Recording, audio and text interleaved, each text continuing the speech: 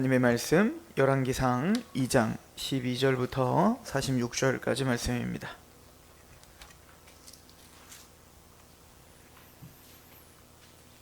열왕기상 2장 12절부터 46절까지 말씀.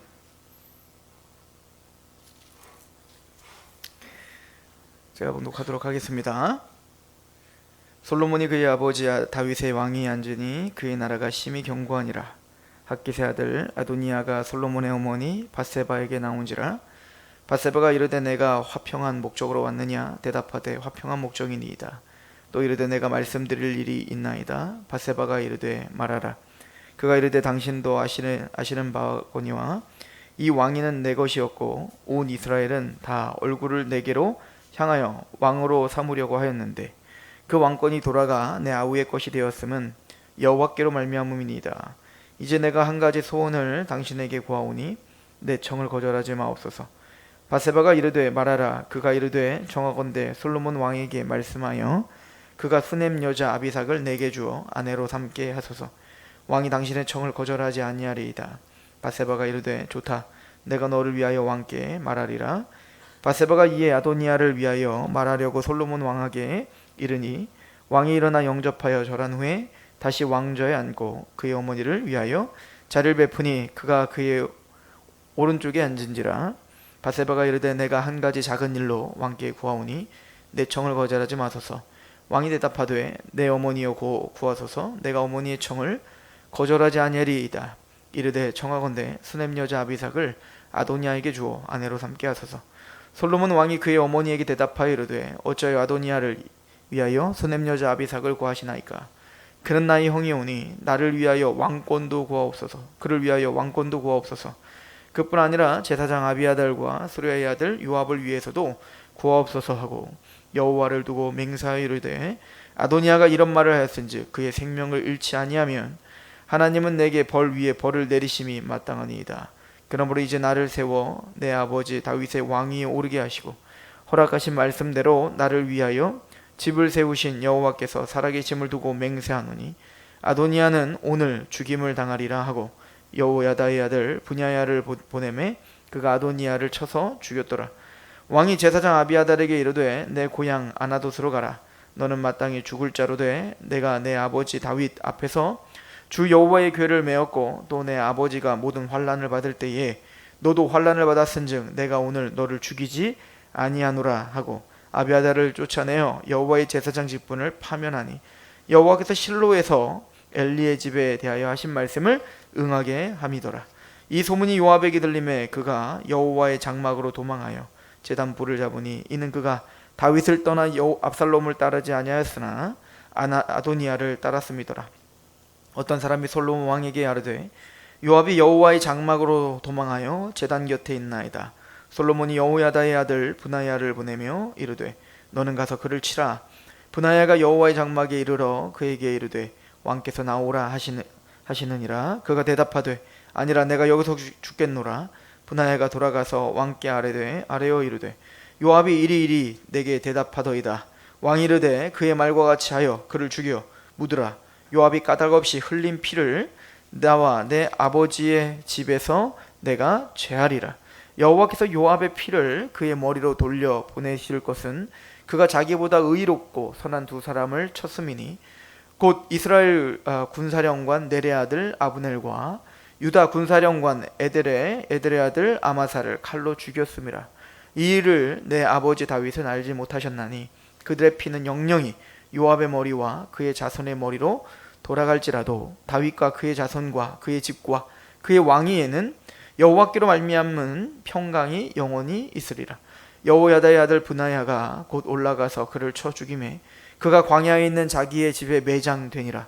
왕이 이에 여호야다의 아들 분하야를 요압을 대신하여 군사령관으로 삼고 또 제사장 사독으로 아비아달을 대신하게 하니라. 왕이 사람을 보내어 시므이를 불러서 이르되 너는 예루살렘에서 너를 위하여 집을 짓고 거기서 살고 어디든 나가지 말라.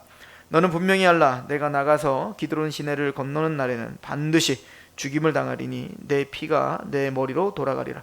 시므이가 왕께 대답하되 이 말씀이 좋사오니 내 주 왕의 말씀대로 종이 그리하겠나이다 하고 이에 날이 오래도록 예루살렘에 머무니라. 3년 후에 시므이의 두 종이 가드 왕 마아가의 아들 아기스에게로 도망하여 간지라. 어떤 사람이 시므이에게 말하여 이르되 당신의 종이 가드에 있나이다. 시므이가 그 종을 찾으려고 일어나 그의 나귀의 연장을 지우고 가드로 가서 아기스에게 나아가 그의 종을 가드에서 데려왔더니 시므이가 예루살렘에서부터 가드에 갔다가 돌아온 일을 어떤 사람이 솔로몬에게 말한지라.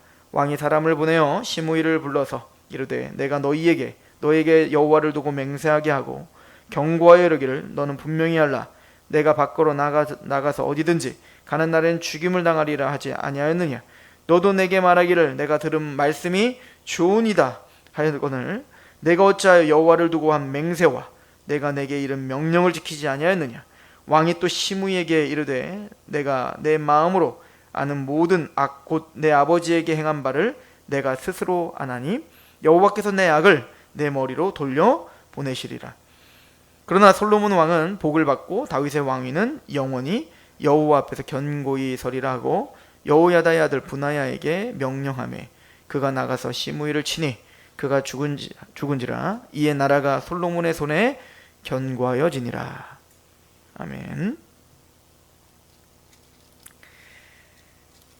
오늘 말씀은 솔로몬의 나라가 견고하여지다 12절 또 46절 처음과 끝에 솔로몬의 나라가 견고하여진다 라는 그 두 문구 사이에 대대적인 숙청이 일어난 거죠. 네 명이 숙청을 당합니다. 첫 번째 사람은 바로 아도니아죠. 아도니아는 사실 한번 용서를 받았었죠. 아도니아가 반역을 꿈꿨지 않습니까? 그래서 다윗이 이제는 사경을 헤맬 때 어찌 보면은 몸도 마음도 이제 약해져서 이제 아무 힘을 쓰지 못할 그때 틈을 터 이 아도니아가 백성들의 마음을 훔쳐서 자신이 왕이 되고자 했죠. 그때 거기에 함께 동참했던 군사령관이었던 요압 장군 그리고 제사장이었던 아비아달 이 두 사람은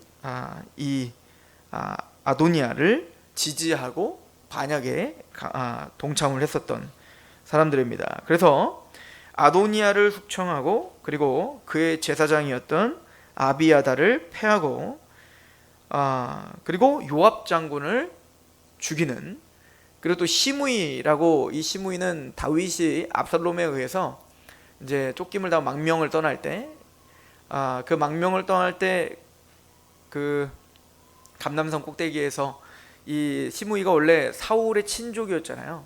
그러니까 지금까지 이제 사울이 폐위되고 자신이 얼마나 더 괄시받았겠냐고요. 베냐민 지파 사울의 친족이니까. 그러니까 자기 아들에 의하여 쫓김당하는 다윗의 모습이 아주 그냥 통쾌했던 겁니다. 그래서 저주를 하고 조롱을 했던. 그래서 그 칼을 빼들고 장군이 그 시므이를 죽이려고 할 때 다윗이 냅두라고 하죠. 하나님이 시킨 거다 이렇게 냅두라고 합니다.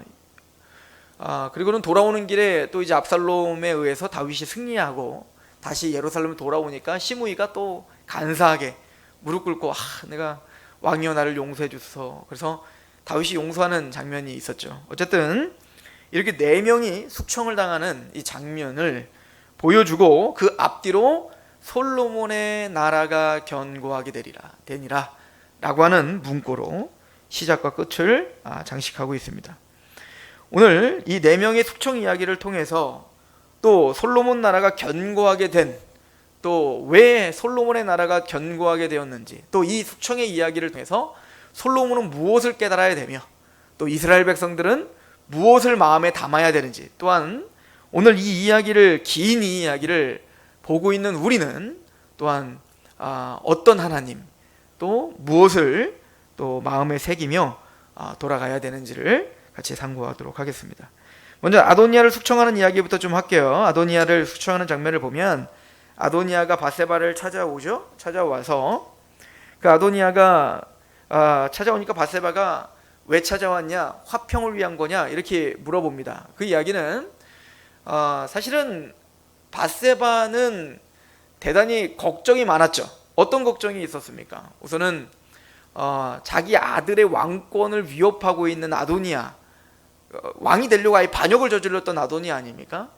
그런데 그 아도니아가 살아있다는 것만으로도 밧세바는 항상 가슴이 철렁철렁 했을 거예요. 왜 그런 거 하니 그 강력한 왕이었던 다윗조차, 그죠? 압살롬, 그의 아들 압살롬이 마음을 먹으니까 어떻게 됐어요?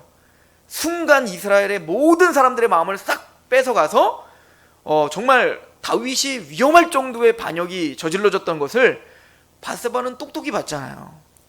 그렇기 때문에 아직 어린, 이제는 왕위를 막 물려받은 솔로몬, 물론 그 아도니아의 그 반란이 잠재워졌지만 아직 솔로몬의 왕권이 탄탄해지지 않은 상태에서 이 아도니아가 살아있다는 것만으로도 이 밧세바는 항상 두려운 마음이 들었을 겁니다. 그러니까 제일 먼저 아도니아가 자신에게 오니까 제일 먼저 물어보는 게 뭐예요? 화평을 위한 거냐? 이렇게 물어보는 겁니다. 그랬더니 이 아도니아도 화평을 위한 거다, 뭐 이런 거겠죠. 걱정하지 마세요. 내가 해를 가하러 온 게 아닙니다. 나는 조그만 부탁 하나를 드리러 온 겁니다. 이렇게 되는 거예요. 그러니까 사실은 조그만 부탁이 아니거든요. 자기 아버지의 아내는 아니죠, 그죠? 그러나 어쨌든 다윗의 마지막 여자, 잠자리를 갖지는 않았지만 그 수냄 여인 아비삭을 달라는 거예요. 어쨌든 후궁에 들어가고 있는 여인 아닙니까? 그런데 그 여인을 나의 아내로 달라라고 하는데, 또 재밌는 건 이 밧세바가 그걸 순순히 그래, 내가 들어주마, 이렇게 되는 거예요. 왜 그랬을까? 그러니까 신학자들도요, 이 부분을 해석할 때 밧세바가 참 이해가 가지 않는 겁니다. 그래서 여러 추측들을 해요. 첫 번째 추측은 뭐냐면, 밧세바가 이 아도니아가 너무 겁이 나니까 아도니아를 죽이고 싶은 거예요. 그러니까 솔로몬한테 말을 한 거다. 일부러 말을 해서 솔로몬이 죽일 걸 알고 아주 지혜롭게 솔로몬의 칼을 들어 이 아도니아를 처리한 거다라고 이제 생각하시는 신학자들도 꽤 계세요. 그런데 문맥적으로 보면 이 밧세바는 정말 진심으로 아도니아를 위해서 간구하고 있는 게 맞아요. 왜냐면 오늘 본문에도 보면요, 아도니아를 위하여 요청했다라고 써있기 때문에 그걸 순순하게 받아들이는 게 좋습니다. 자, 그럼 밧세바는 왜 이렇게 순순히 이걸 받아들일까 곰곰이 생각해 봤는데, 우선 첫 번째는 밧세바는 좀 국률이 많은 여인이었고, 또 뭔가 좀 베풀기를 좋아하는 여인이었을 수도 있습니다. 또 마음이 약한 여인일 수도 있어요. 자, 그러나 제 생각에는 우선은 이 아도니아가 반역을 저지르려고 하는 어떤 그 엄청난 일들을 자행할 수 있는 여지가 있는 사람이란 말이에요. 오늘 말씀에도 보면 알겠지만 아도니아가 이 밧세바에게 이렇게 이야기하는 장면이 나오잖아요. 한번 보십시오. 열왕기하 2장 13절에 보면, 자 14절에 또 이르되 내가 말씀드릴 일이 있나이다. 밧세바가 이르되 말하라. 그가 이르되 당신도 아시는 바거니와 이 왕위는 내 것이었고 온 이스라엘은 다 얼굴을 내게로 향하여 왕으로 삼으려 했습니다. 이거요. 민심이 자기에게 원래 있었고, 내가 원래 왕이 서열 두 번째였잖아요. 압살롬이 1, 첫째니까. 그 다음이 이 아도니아였어요. 그러니까 원래 왕권은 원래대로 하면 내 겁니다. 그런데 또 그게 단순히 왕위만 나의 것이 아니라 이 모든 백성들의 마음도 나를 왕으로 삼기를 원했습니다. 근데 여호와의 뜻이 있어서 솔로몬에게 넘어간 겁니다. 근데 지금 아도니아는 그 여호와의 뜻으로 말미암아 솔로몬이 왕으로 등극했다는 것을 존중하고 존경하고 기뻐하고 있는 모습은 아니죠. 뺏겼다고 생각하고 있는 거예요. 하나님 때문에 뺏겼다 이렇게 생각하고 있는 것 같은 뉘앙스가 풍겨져 나오죠.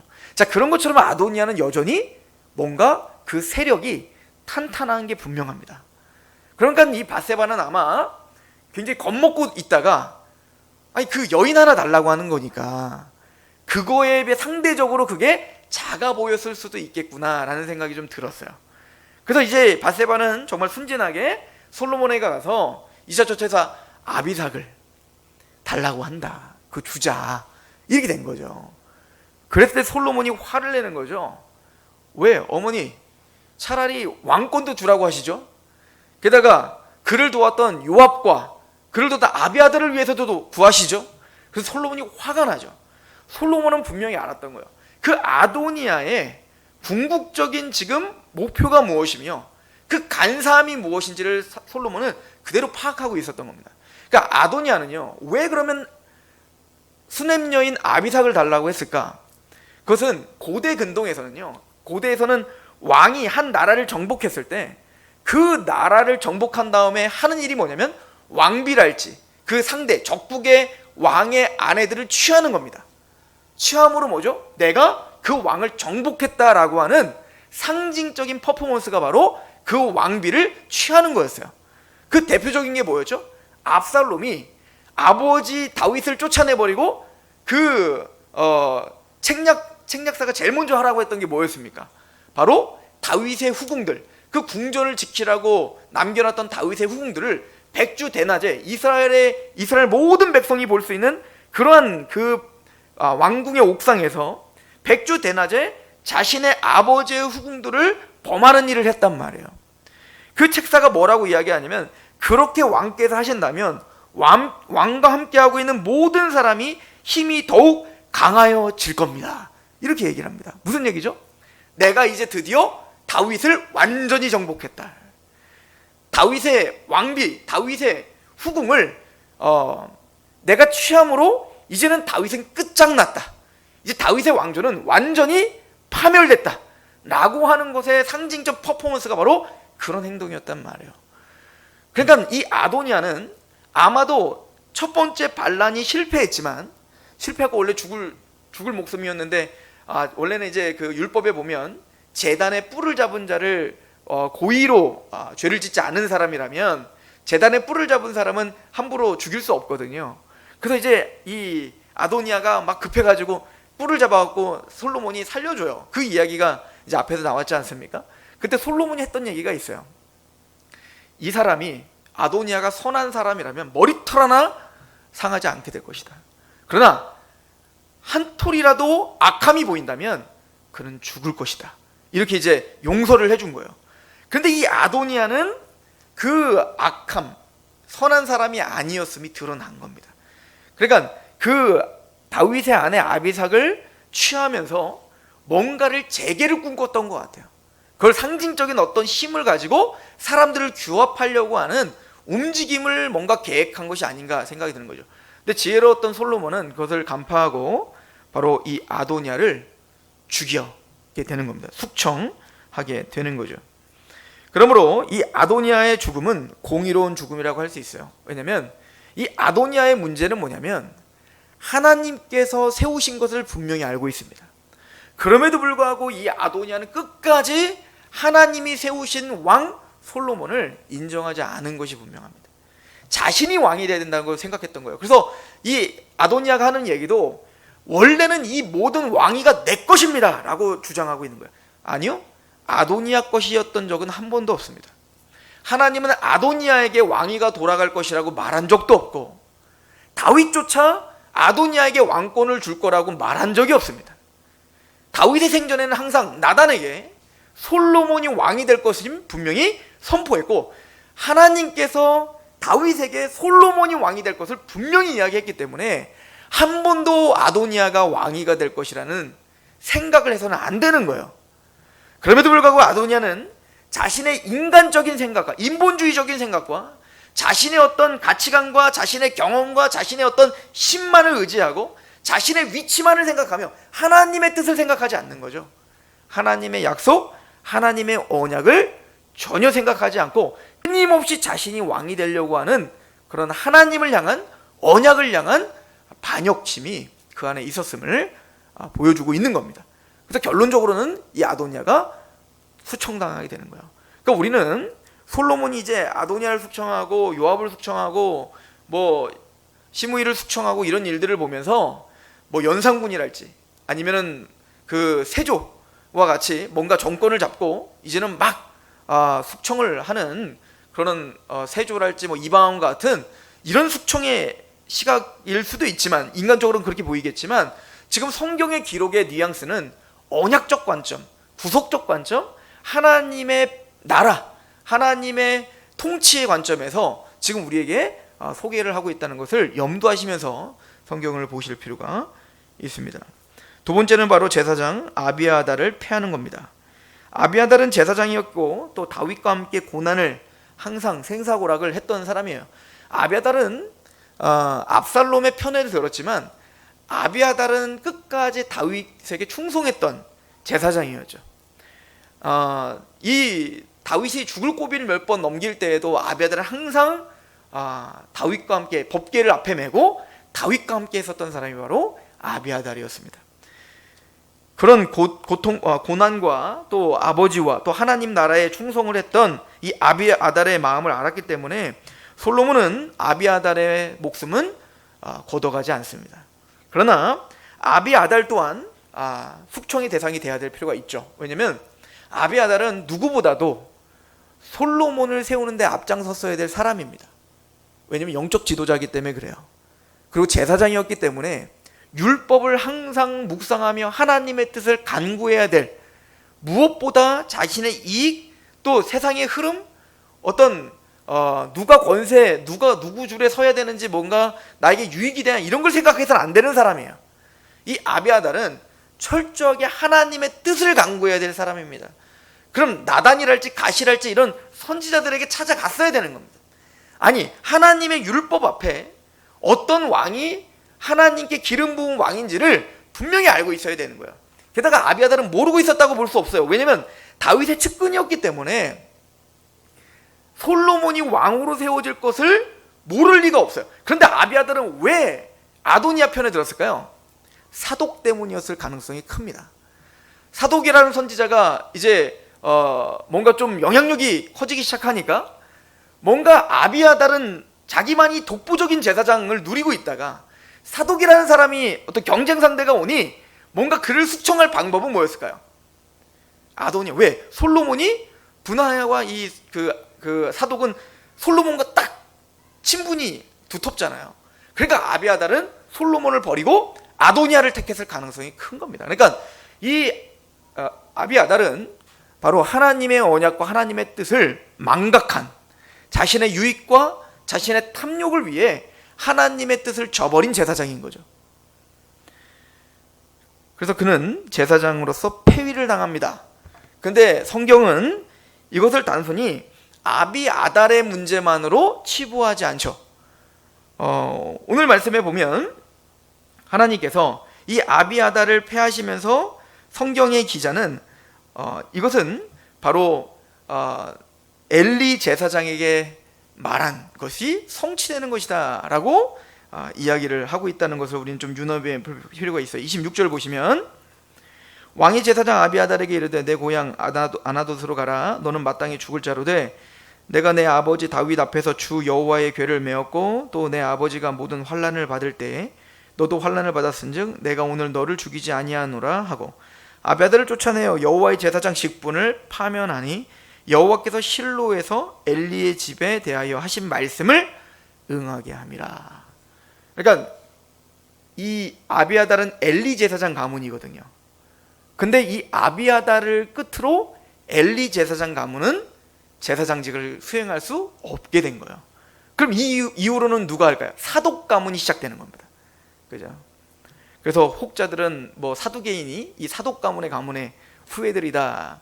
아니다. 그건 정치적인 얘기다. 어쨌든 이제 예수님 시대까지 올 때 이 사독 가문이 제사장직을 계속 유지하고 있는 역사가 시작되는 겁니다. 그럼 우리 그 엘리 제사장에게 하나님께서 경고하신 이 예언의 말씀을 한번 같이 한번 찾아봤으면 좋겠는데요. 사무엘상 2장을 한번 가보시죠. 사무엘상 2장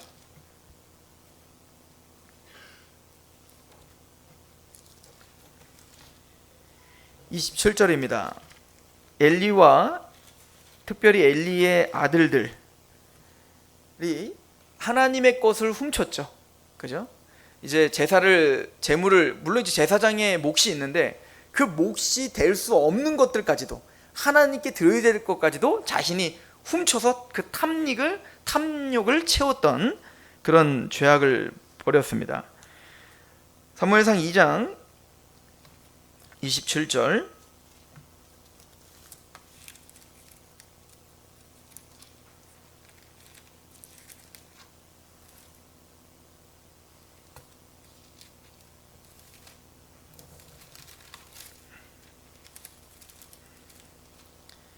제가 한번 읽어보겠습니다.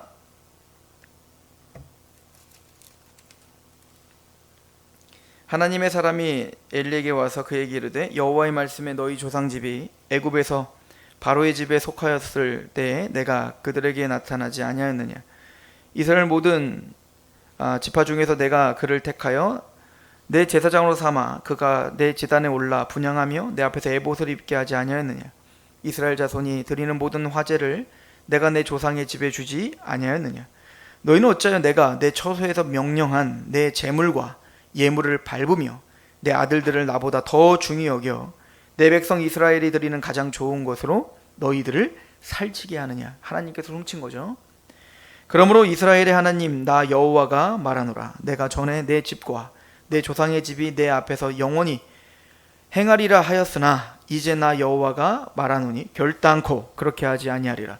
나를 존중히 여기는 자를 내가 존중히 여기고 나를 멸시하는 자를 내가 경멸하리라. 보라, 내가 내 팔과 내 조상의 집 팔을 끊어 내 집에 노인이 하나도 없게 하는 날이 이를지니 이스라엘에게 모든 복을 내리는 중에 너는 내 처소의 환난을 볼 것이요 내 집에 영원토록 노인이 없을 것이며 내 제단에서 내가 끊어버리지 아니할 내 사람이 내 눈을 쇠잔하게 하고 내 마음을 슬프게 할 것이요 내 집에서 출산되는 모든 자가 젊어서 죽으리라. 내 두 아들 홈니와 비느하스가 한날에 죽으리니 그 둘이 당할 그 일이 내게 표징이 되리라. 내가 나를 위하여 충실한 제사장을 일으키리니 그 사람은 내 마음 내 뜻을 행할 것이라. 내가 그를 위하여 견고한 집을 세우리니 그가 나의 기름 부음을 받은 자 앞에서 영구히 행하리라. 그리고 내 집에 남은 사람이 각기 와서 은 한 조각과 떡 한 덩어리를 위하여 그에게 엎드려 이르되 청하노니 내게 제사장의 직분 하나를 맡겨 내 떡 조각을 먹게 하소서 하리라 하셨다 하니라. 즉 엘리 제사장 가문이 탐욕, 하나님의 말씀과 하나님의 뜻 가운데 순종하지 못하고 그 직분을 활용하여 자신의 탐욕을 채우고 있는 우상숭배 그 성소의 자리에서 그러고 있는 걸 보면서 그들의 직분을 박탈하겠다라고 예언하시죠. 그리고 내가 다른 제사장, 충성스러운 제사장을 세워 영원한 제사장으로 삼을 거야. 1차적으로 바로 예수 그리스도를 가리켜 말하는 거예요. 인간의 제사장 직분은 이렇게 연약하고 이렇게 무너질 수밖에 없어요. 그러나 유일하신 대제사장이신 예수 그리스도가 단번에 영원한 제사를 드리셔서 우리를 하나님과 화목하게 하는 제사장이 되십니다. 그러나 이 사무엘, 그거는 궁극적인 거지만 1차적으로는 이 엘리 제사장 가문이 끝나고 새로운 제사장의 가문이 시작되는 것을 바로 사독을 통해서 성취하고 있다라고 하는 거예요. 자, 이 말씀을 보면서 사실은 이 아비아달은 대단히 두려워해야 되는 겁니다. 또한 이 말씀이 단순히 아비아달만 보는 게 아니라 지금 솔로몬도 자기가 말하고 있고 듣고 있고 다 하고 있는 거 아니겠어요? 솔로몬도 대단히 두렵게 생각해야 되는 거예요. 하나님의 말씀을 맡은 자가 하나님의 말씀을 떠나 하나님이 그래서 내가 너의 직분을 박탈할 거야 라고 하신 말씀을 엘리 제사장 가문은 잊고 살았겠죠. 이스라엘 누구도 이 말씀을 생각하면서 언젠가 엘리 제사장 가문이 없어질 텐데 이렇게 생각한 사람이 누가 있겠냐고. 아무도 생각 못했을 거란 말이에요. 그런데 이때에 와서 이제는 이스라엘의 번영의 시기가 왔습니다. 이제는 진짜 제사장 노릇을 해야 될 때가 와요. 그렇잖아요. 얼마나 영광스러운 시기인 줄 아십니까? 이제는 성막이 아니에요. 이제 솔로몬을 통하여 그 이스라엘 왕국 다윗을 통해서 정복하여 이스라엘 왕국이 세워졌고 그 중심에 드디어 성전이 세워져요.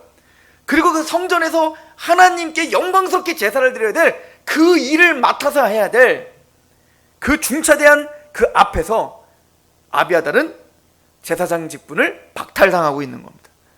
그리고 그 제사장 직분이 사독에게로 넘어가고 있는 거죠.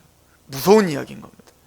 하나님의 말씀이 한 톨도 떨어지지 않고 반드시 성취된다는 것을 솔로몬도 봐야 되고 사독도 봐야 되고 아비아달도 봐야 되고 모든 이스라엘 백성들은 다 보고 있어야 되는 겁니다. 하나님의 말씀이 허투루 돌아가지 않는다. 하나님의 언약은 반드시 이루어진다. 이것을 뼈저리게 봐야 되는 거예요. 하나님의 언약을 떠난 그 아비아달이 단순히 아비아달이 그 실수를 통해서 그 잘못을 통해서 제사장 직분이 박탈되지만 우연히 박탈되는 것 같았지만 하나님의 섭리 가운데 하나님의 뜻과 하나님의 작정하심이 이루어지고 있는 그 두 가지의 사이클이 같이 움직이고 있는 거예요. 생각해보면 오늘 우리에게 일어나는 일들이 때로는 우연인 것 같고, 또 그런 사건들, 그 사람들, 그러한 마음들이, 그런데 그런 모든 파편과 같은 우리의 일상들이 모여 하나님의 뜻이 한 톨도 땅에 떨어지지 않고 우리의 인생 가운데 지금 이루어져 가고 있다는 사실을 망각하시면 안 됩니다. 하나님의 말씀은 신실합니다. 아비아달은 이렇게 생각해 본 적이 없겠죠. 내 집안은 승승장구할 거라고 생각했을 겁니다. 솔로몬보다 빨리 아도니아에게 빨리 줄을 서야 그 영광스러운 제사장 이 직분을 더 영광스럽게 할 수 있을 거라고 자신의 모든 것을 다해서 운명을 걸은 거예요. 근데 그들의 계획은 무너지고야 맙니다. 하나님의 언약이 이기는 거예요. 하나님의 작정적인 뜻이 승리하는 겁니다. 세 번째는 요압과 시므이를 죽이는 겁니다. 이 요압과 시므이를 죽이는 것은 사실은 우리가 지난 시간에도 같이 봤지만 다윗 왕의 유훈이기도 했습니다. 요압을 죽여라, 시므이를 죽여라, 이렇게 하고 죽었잖아요. 그리고 그게 무슨 뜻인지 우린 이미 앞에서 상고했습니다. 요압 장군과 이 시므이가 왜 죽어야 되는지를 설명합니다. 특별히 다윗 왕이 이스라엘을 향해서 했던 건 뭐냐면 전쟁이었습니다. 피를 흘리는 것이었습니다. 다윗은 전쟁을 통해서 정복하는 일들을 했습니다. 그 이스라엘을 정복하고 또 그 여러 나라들을 정복하고 마침내 탄탄한 왕권을 확립하고 하나님의 통치가 임하는 율법이 다스리는 나라를 만드는 역할을 해야 돼요. 그럼 솔로몬은 이제 전쟁하지 않습니다. 솔로몬은 이제 번영의 시기를 살 거예요. 평화의 시기를 살 겁니다. 그래서 오늘 말씀은 그 솔로몬의 왕국이 견고하여졌다라고 시작하는 거예요. 그런데 다윗 왕 때 완벽하게 처리하지 못한 심판이 있었습니다. 공의롭게 처리했어야 되는데 처리하지 못한 사람이 둘이 있었는데 그게 바로 요압과 시므이라고 다윗이 얘기하고 죽은 거예요.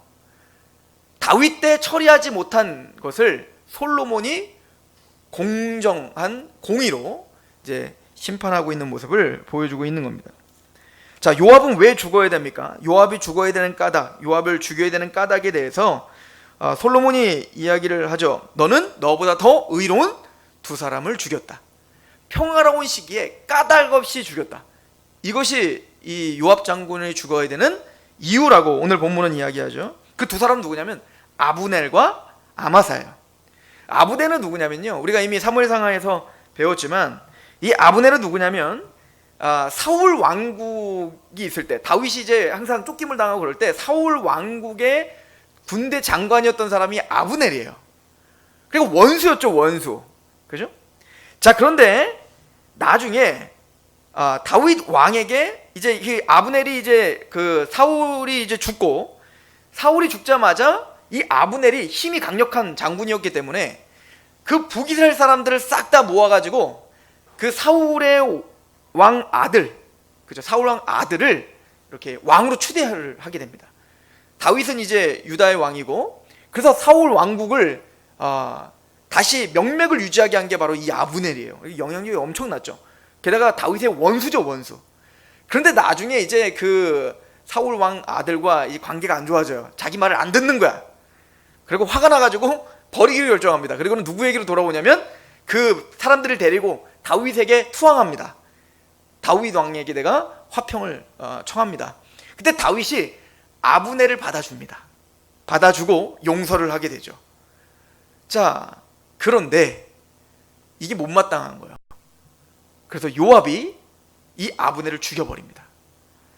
아브넬을 죽인 이유가 뭐냐면 그 아브넬이 자신의 동생 아사엘을 죽였거든요. 전쟁을 할 때.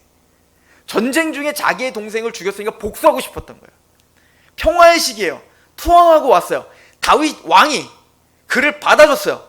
그런데 몰래 누굴 죽여버린 거예요? 그 아브넬을 죽여버린 겁니다. 다윗이 몰랐습니다. 오늘 솔로몬이 말하면 두 사람을 죽였는데 아버지 다윗이 몰랐다라고 기록한 걸 보면 아무도 모르게 싹 죽여버린 거죠. 그죠? 두 가지 마음일 거예요. 첫 번째는 뭘까요? 복수심에 불탄 거죠. 그죠? 자신의 동생을 죽인 거에 대한 복수심이에요. 아브넬은 전쟁 중에 죽이고 피를 흘리는 거는 어쩔 수 없는 일이에요. 전쟁이니까요. 그런데 평화의 시기에 피를 흘리는 것, 그때 복수를 하는 것은 이건 다른 문제인 겁니다. 하나님이 다르게 보시는 문제인 거예요. 두 번째는 이 요압이 아마사를 죽입니다. 이 아마사는 누구냐면 어떻게 보면 다윗의 조카예요. 그러니까 이제 이 아마사는 압살롬이 반역을 저질렀을 때 그 압살롬의 편이 되어서 압살롬의 군대 장관이 됐던 사람이 아마사입니다. 그러니까 다윗의 또 원수였죠. 근데 압살롬이 죽고 난 다음에 다윗은 아마사를 받아줍니다. 그래서 아마사를 용서하고, 그리고 어떻게 하냐면 아마사가 자기를 죽기를 청하니까 그런 말 하지 마라. 네가 군사령관이 되라. 이렇게 됩니다. 군사령관이 누구예요? 요압이잖아요. 근데 다윗의 마음에는 요압이 싫었어요. 요압이 다윗을 위해서 정말 열심히 했고 굉장한 장군입니다. 모든 어려운 일은 요압이 다 행했어요. 그런데 중요한 건 요압은 지멋대로 했어요. 분명히 압살롬 제발 죽이지 마라. 죽이는 건 요압이었습니다. 사울을 절대 건드리지 마. 그것도 죽이는 건 누구였어요? 그러니까 모든 해결사가 요압이었지만 요압은 다윗의 마음을 헤아리지 못했습니다. 아마사를 용서하고 아마사를 그래서 군사령관으로 올렸더니 요압이 어떻게 했을까요? 아마사를 불러 끄라는 척하면서 어떻게 하죠? 죽여버리죠. 이때는 요압이 왜 죽였을까요?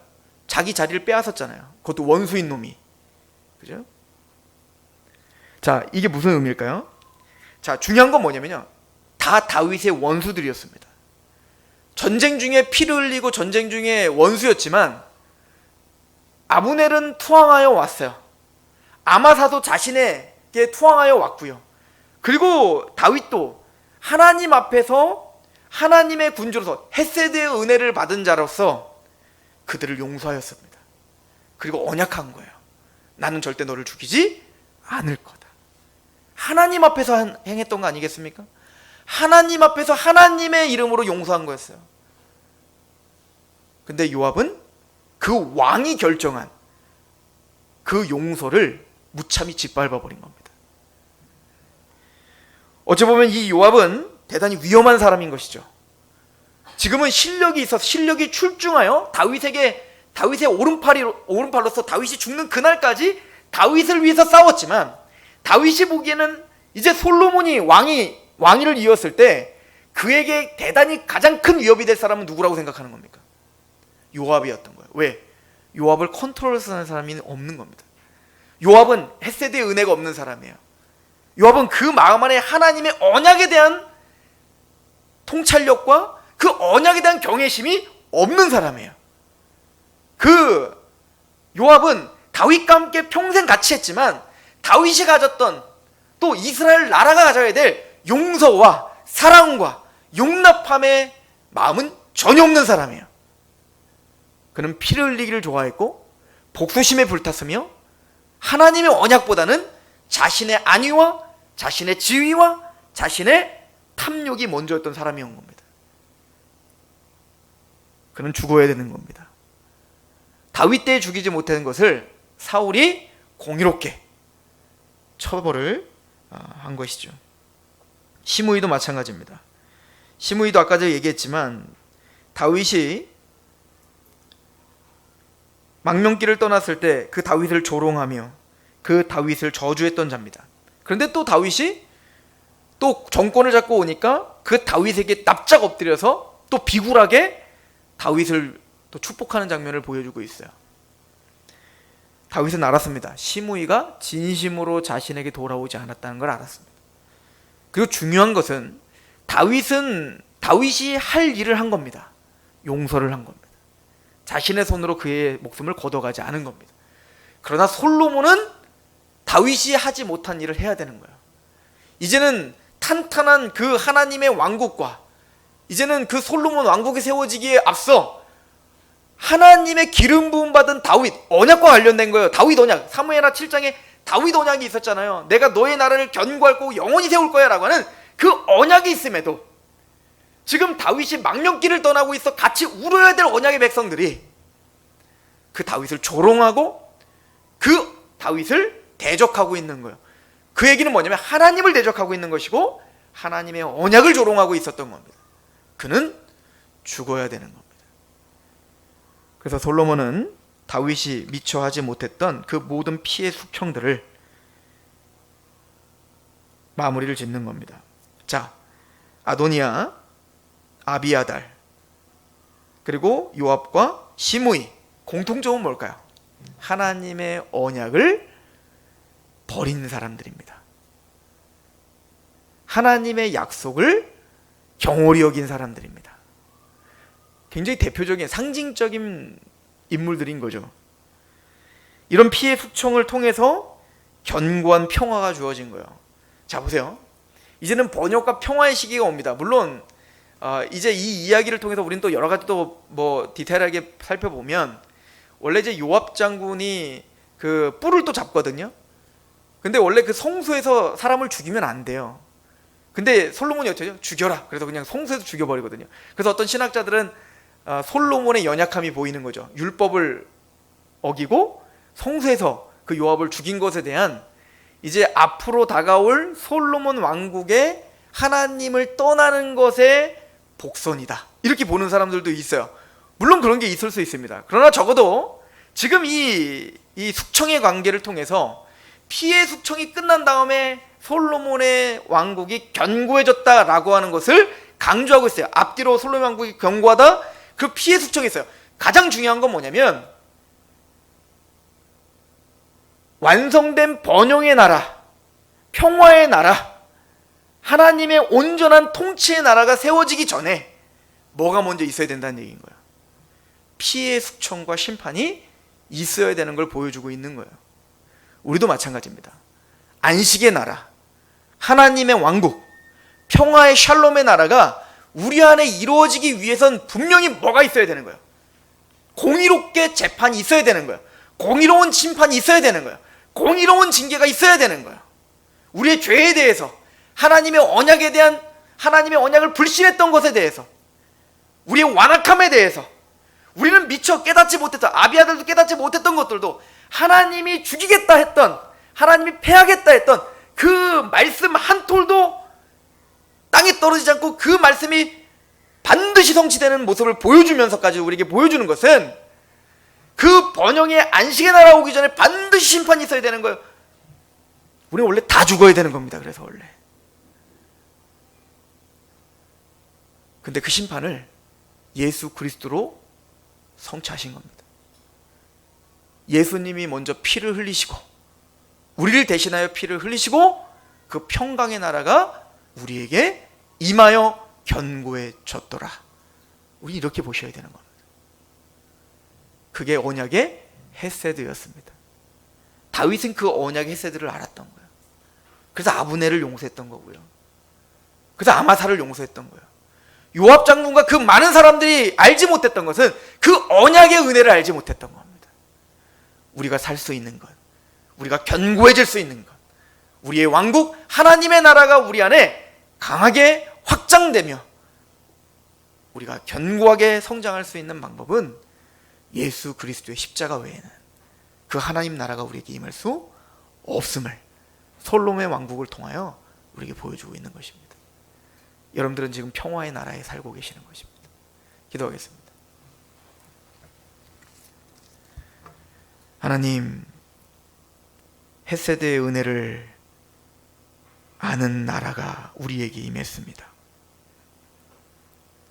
죄악 덩어리였던 자신의 죄를 용납하시고 또 용납하시고 왕권과 그의 나라를 견고히 세우게 주겠다는 그 언약을 취소하지 않는 그 하나님의 신실하신 은혜에 그 언약을 알았던 다윗이 아마사와 아브넬과 시므이와 그 수많은 사람들을 용서할 수 있는 힘이 있었던 것처럼 그 헤세드의 나라가, 그 피의 숙청이 우리에게 오지 않고 예수 그리스도를 통하여 하나님의 평강의 나라가 우리 안에 견고히 세워졌습니다. 그 언약의 헤세드가, 그 십자가의 헤세드가 우리를 부여잡고 하나님의 나라를 세웠으니 주여 그 은혜 가운데 살게 하시옵소서.